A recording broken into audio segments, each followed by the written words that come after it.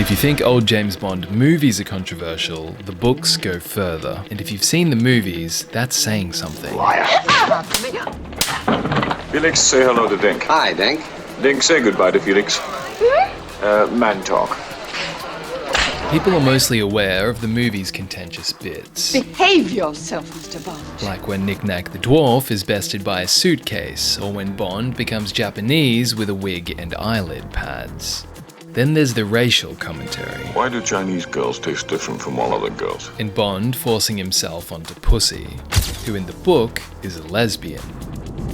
Possibly the most bizarre scene from old Bond is this one, where Bond plays a visiting genealogist and female research patients each eat something from their culture. The Hungarian eats potatoes, the Chinese rice, the Indian roti, and the Jamaican a banana. Shocking. Positively shocking. The views in Bond stem from their author, Ian Fleming, a British spy, commander and gambler who this video will ultimately get to, and his 14 books. The first book, Casino Royale, is not as controversial as what's to come, but Bond does fantasize that sex with Vesper would carry the sweet tang of rape. Just do as I say, will you? Yes, James. In chapter 15, Bond laments that Vesper is one of those blithering women who thought they could do a man's work. Why the hell couldn't they stay at home and mind their pots and pans and gossip and leave men's work to the men? The silly While Casino was vocal about women, the sequel had more to say about black people. CIA agent Felix Leiter, who is black in the Daniel Craig Bonds, drinks with Bond in a New York bar. It isn't a bad life when it consists of sitting in a comfortable bar drinking good whiskey, Leiter says. Straight out of N-word heaven, a phrase which is also the unfortunate title of chapter 5. I must be dreaming. In For Your Eyes Only, Cubans attack white couples by firing machines with their monkey hands. And Cuban prostitutes wear bright bathing dresses, laughing and chattering like pretty monkeys. And yet, it's the Koreans who have it worst. In Goldfinger, they are lower than apes in the mammalian hierarchy, and Goldfinger hires them exclusively. Why? Because Koreans, he says, are the cruelest, most ruthless people in the world. To prove this, there's even a scene where Oddjob, as a performance bonus, gets to eat Goldfinger's cat, which makes the next part slightly confusing. You see, Ian Fleming, like Bond, actually had a natural affection for coloured people. He lived in Jamaica for a third of every year and figured that with geniuses in all the professions, scientists, doctors, writers, it's about time Africa turned out a great criminal in his books. And that was a compliment. Of the Chinese, Fleming said this. They're wonderful people. They may be politically misguided in our views, but that doesn't mean that they aren't very fine people. Fleming's affections, however, did not extend to gay people. In Goldfinger, Bond cures Pussy Galore of her lesbianism. And in Her Majesty's Secret Service, the chief scientific officer cites well-authenticated cases of the successful treatment by hypnosis of such stubborn disabilities as warts, asthma, bedwetting, stammering, and homosexual tendencies. Wint and Kidd, who are gay assassins, are described as puffs and tarts, and when Bond kicks Wint off a boat, Wint seems to like it a little bit when Bond ties a bomb to his ass. In Fleming's words, his books are meant for warm-blooded, heterosexual adults, you know, in beds and railway trains and aeroplanes. Fleming's warm-blooded views found support in many, including Sean Connery, who was famously not opposed to hitting women. Well, if you have tried everything else, but they want to say it again and get into a really provocative situation, then I think it's absolutely right. To give her a good slap. Yeah, absolutely. What if she gives you a good slap back? Well, then you get into another area. I mean, then maybe she's getting to like it, and then it becomes something else. I don't know. The Spy Who Loved Me, the 10th Bond book, was controversial for a whole other reason. It was written from the point of view of a woman. The New York Times, which is today considered progressive, wrote, "It's hard to imagine, short of binding up 200 blank pages, a publisher could offer less value for $4. Also attacked were the series' numerous torture scenes. They've accused you of being sadistic and too much sex.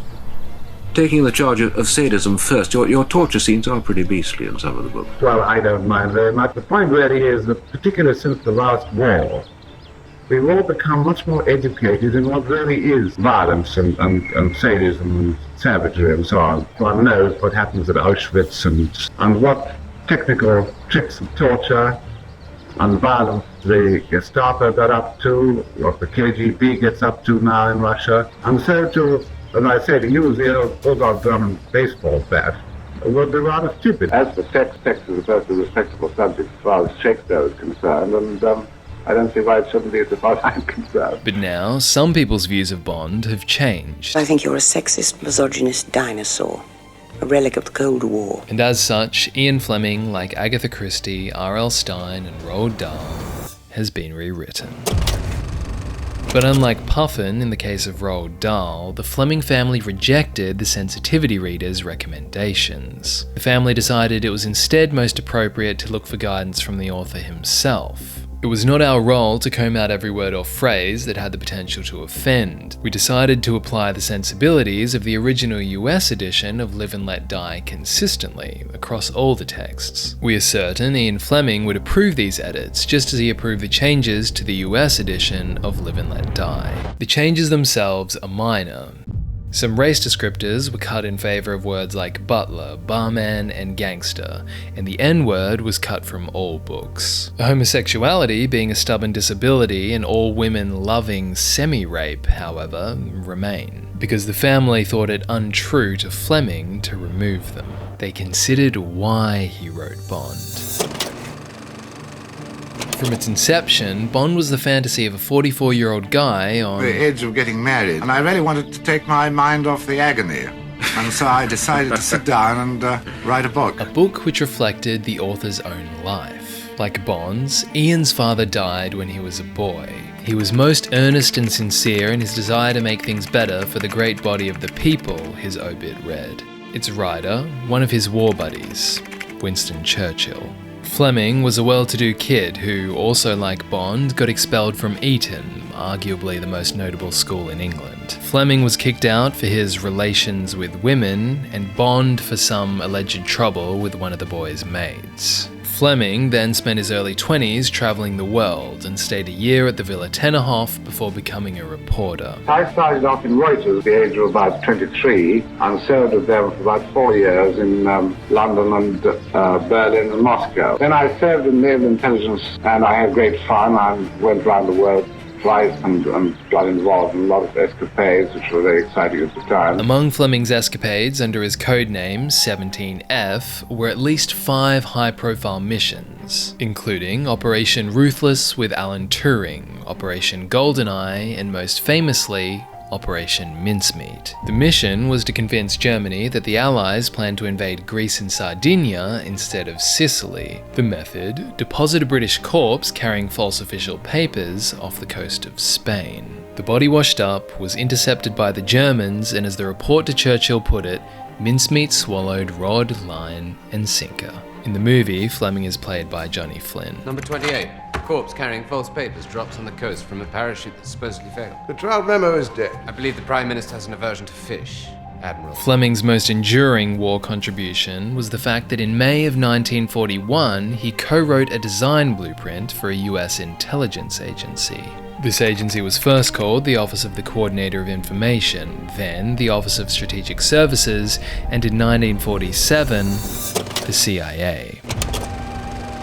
After Fleming's spy career, Bond emerged naturally. He's the sort of a fictional mixture of commandos and Secret Service agents that I met during the war, but of course entirely fictionalized. 90% from personal experience, really. I wouldn't say the espionage detail is, because if I started sticking too close to the true espionage work of today, I should be in trouble with the Official Secrets Act in England. And one of my Bibles out here is James Bond's Birds of the West Indies, which is a very famous ornithological book indeed.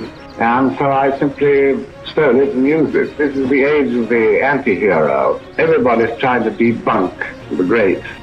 I think this is personally a great mistake because I've got many heroes in my life. Although they may have feet of clay, we probably all have, and all human beings have, and there's no point in dwelling entirely on the feet.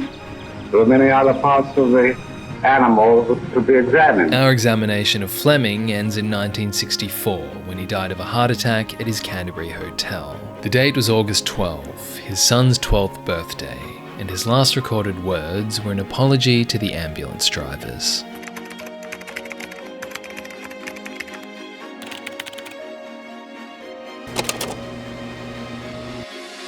Is it possible that one of these days we'll read a James Bond novel in which the hero is killed at the end?